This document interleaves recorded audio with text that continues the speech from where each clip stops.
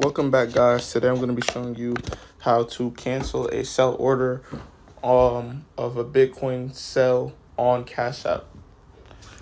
So first you're going to want to open Cash App on your device.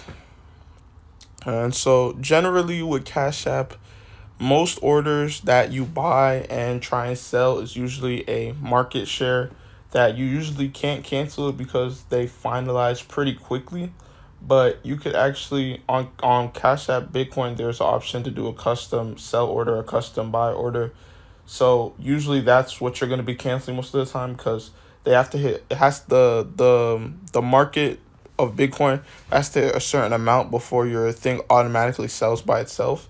So that's usually how you're going to be able to cancel your orders. So I've already bought I bought $1 of Bitcoin that I set at a pretty high amount, so it doesn't completely finalize too quickly. And so to actually cancel a sell order of your Bitcoin on Cash App, you're going to want to click the bottom right.